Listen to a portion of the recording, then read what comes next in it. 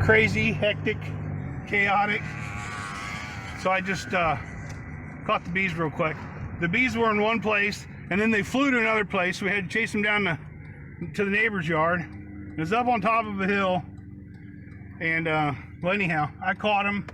They're in the back of the truck. When I get home, I'll show you. They're pretty nice bees. Not a whole bunch, but a pretty good swarm. Hopefully, I'm pretty sure I got the queen. But it's just one more to add to the bunch. I'll be back.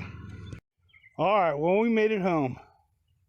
Took about 4 hours, and I don't miss driving in Cincinnati or Dayton or any big city's traffic.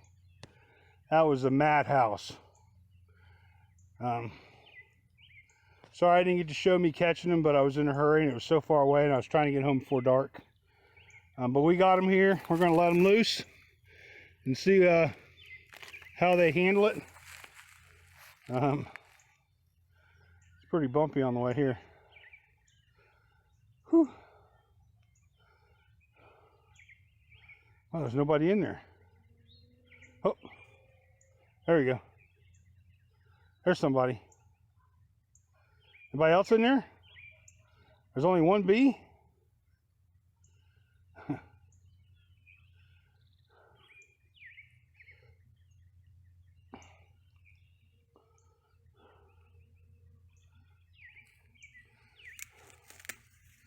I get out here and cut grass. I'm just so busy that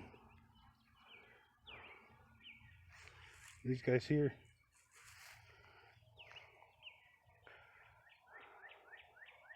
But I'll go in this tomorrow and take all the tape off of it and find the queen and make sure that they have what they need so that they don't leave.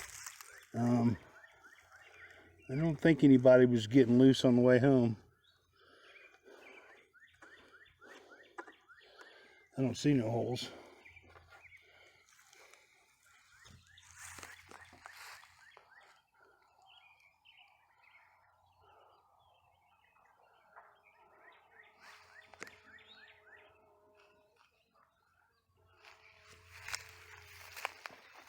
Yeah, I've done a few where there were holes that they could get out of on the way home, and you just lose all the bees. They come out one at a time and end up all over the countryside.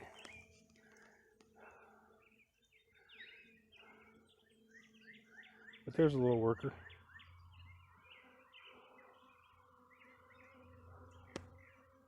It's going on night and it's cooled down, so that's going to tend to make them slow down. And they're all in there on a cluster right now. I got a couple empty frames, so they're probably making some comb.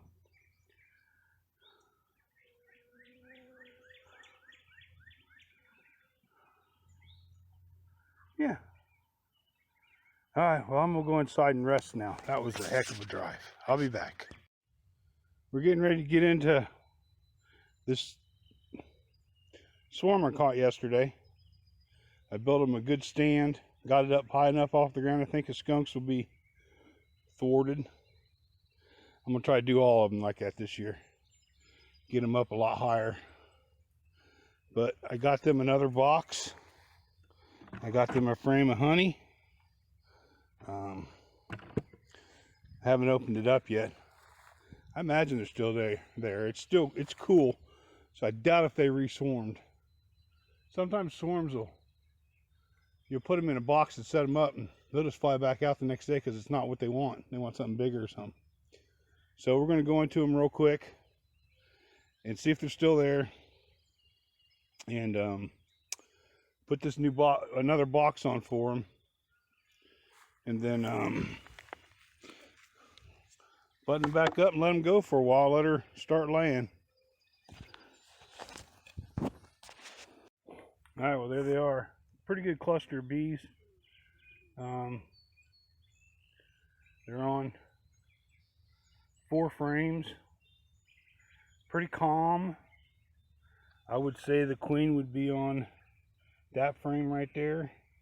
She's probably dead in the center of it, laying it up. And I'm not going to disturb them. but this frame didn't have any comb on it, and this one didn't. And they're hanging on it, so they're festooning in there. Festooning is when they make comb. So we'll give them this other box. That'll promote them to go up on that frame and get honey. And they got some food, but they seem quite docile, which is a good thing. I'll be back. All right. Well, we're going to leave the bottom closed for now.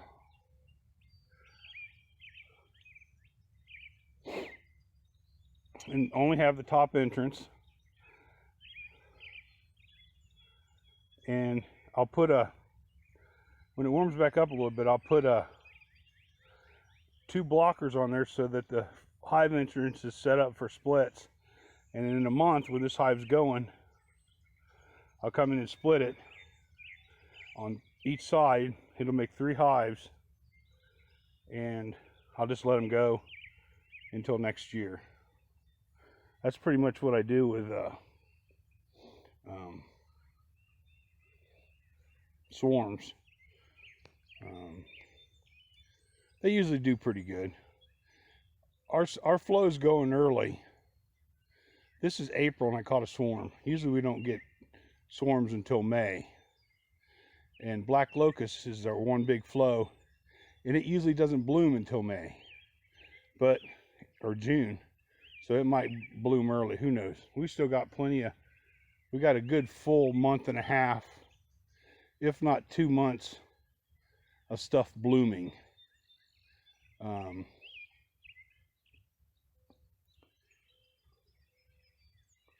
But I guess that's it. I'll clean up this mess, try to get in here and get this mowed.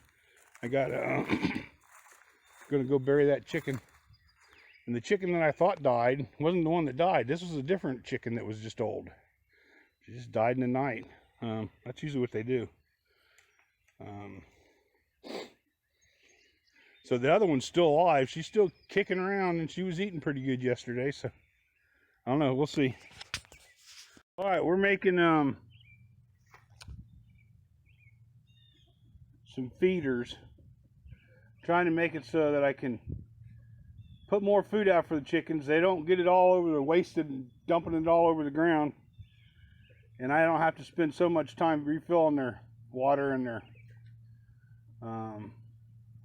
food containers. So we got this little plan off of the internet, 5-gallon bucket. We're going to use this is a 90-degree 3.5-inch pipe. There, half's on the ground right there.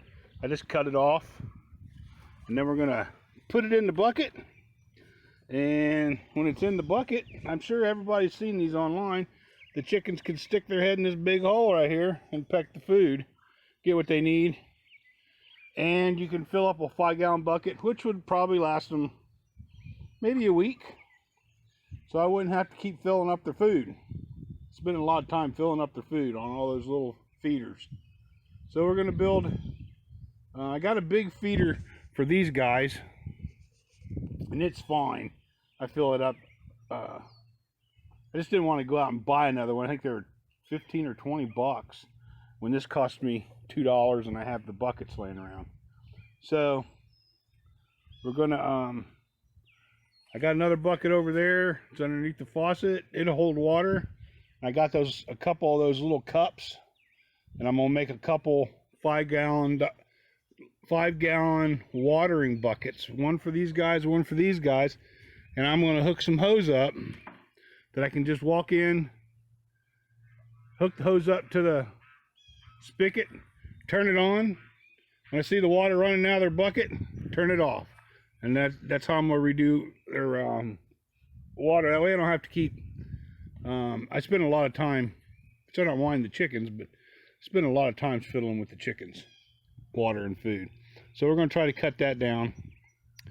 And we got another batch of chicks in there. Should be hatching on the 29th.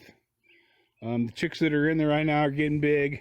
They're getting a feeder, and they're going to get a bucket, water bucket. So I don't have to, chicks are real bad about wanting to get on top of their food and scratch it, they're really bad about it, and they'll cost you a ton of money and wasted food dumping it on the ground. Now you can make them eat it all, but you know, just don't feed them and they'll peck it off the ground, and but then they're pecking up their own feces, and you know, it's not a real great thing if you can keep them from doing it.